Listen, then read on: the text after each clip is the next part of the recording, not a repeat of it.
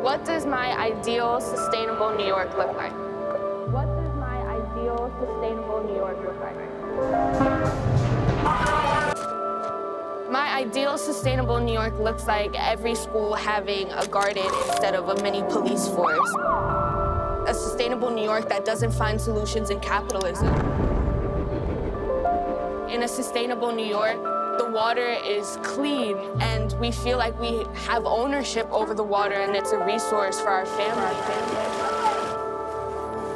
Knowing what the animals that were indigenous to New York before New York became the concrete jungle were. Like, what animals were here, bro, before they were like a bunch of rats? Like.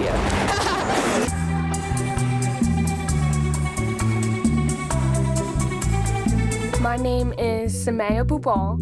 I'm from New York City, I'm 18 years old, and I'm the founder and creative director of an activist artist collective called YLC, based here in New York City.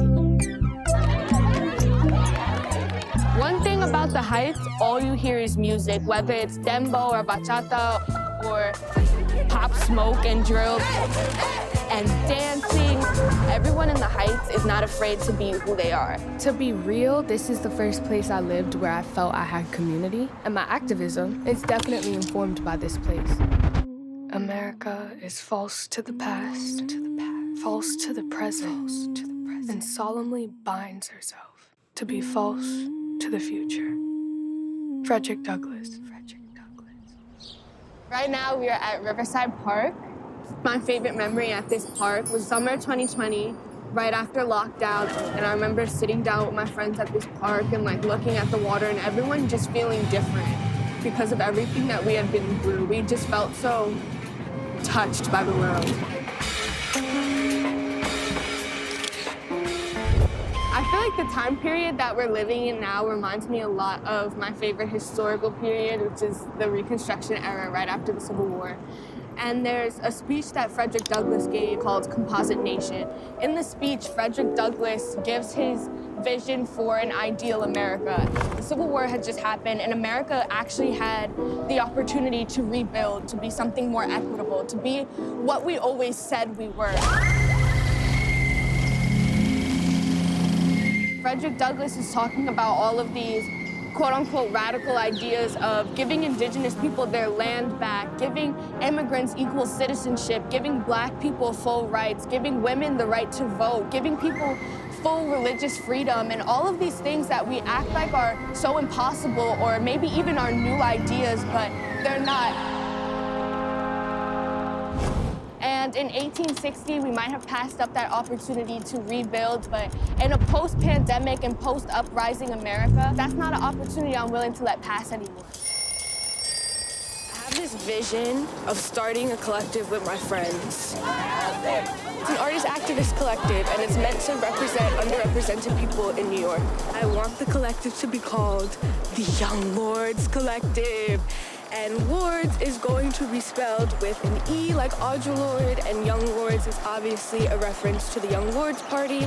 We do a lot of things at YLC. We make educational pamphlets with translations in different languages, we distribute healthy food in communities facing food insecurity, and allocate funds to young artists of color.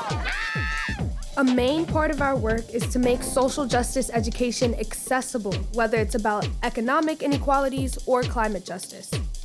A lot of people think that to be a climate activist, you need to go vegan, you need to drink from metal straws, and you need to do all these things that, yes, they are important, but climate activism is empowering your community. Oh, can I get one of the bags?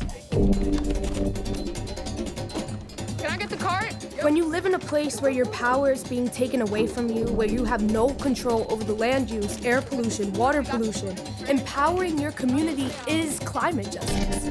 Our goal as a collective is to redistribute power to oppressed people. A year and a half in, YLC is still going strong with almost 20 team members. Free groceries for families in need. You have to act as if it were possible to radically transform the world. And you have to do it all the time. Angela Davis. Okay, I mean, it means everything to me. It means everything to me to do what we do. And I love seeing all of us take our power back. Can we talk talk about how the environment has been used as a tool against people of color and kind of talk about colonialism and history in that way? It is actively affecting us and like people of color disproportionately, you know? You can't have crime and justice without racial justice. You know, in the South Bronx, it's the air pollution is horrible, the asthma rates are insane. Yeah. And for generations. Exactly, and it's due to policy choices made. This wasn't just some accident. These are cycles of violence. These are cycles of where we see people of color disproportionately affected their health. And then there's like this misattribution and like incorrect analysis of that as like, oh, it's just like a genetic predisposition. What are you talking about? Like, you are the reason that this is happening. Like, I think a lot of environmentalism and like how people of color are treated and how our land is treated is because we're not supposed to be here. Someone just needs to do the work. Someone just needs to make the rich people money. Corporations will have this narrative where it's on the individual to somehow fix this entire climate crisis. And now we're facing the repercussions where we don't have much time left to tackle it. They don't talk about the people. They don't talk about rising sea levels and people living in places that are going to be underwater soon. The master's tools will never dismantle the master's house. She said the master's tools will never dismantle the master's house. Sometimes I feel like I'm fighting a losing battle. But my friends never fail to remind me of my power. Everybody grab a bag. We're gonna... Every day I'm inspired by their love. Not just their love for me and our collective, but their love for humanity. I dead-ass fuck with my friends, like seriously, like they're actually the best people I know. It's important to understand, yes, we are people of color, yes, we are discriminated. Detaching yourself also from who you are, and that the same way we can all sit here together and we are all equals in this room, even the people who are capitalists and treating us dirty, they're still us, which is also hard because they can't realize that, but we do. So now that we know that, we can propel forward by knowing that by helping us, we are also helping them. absolutely. You know? I think there's like a culture of apathy and a culture of immobility that we all feel, and it's like, I understand where that comes from. Like, I felt it myself. Why would I, as an 18-year-old kid, decide to spend all of my time protesting with my friends or being an activist with my friends? Like, that's not something that you do for fun. That's something that you do for survival. We've inherited a complicated world in which the environment and its people have been degraded. A world that isn't interested in investing in our future, in the future of this planet. And as young people, we just can't accept that. If my generation is not a new beginning, then we are the final ending. If I accept that I was born into a dying world, then I am accepting that my birth was in some ways a death.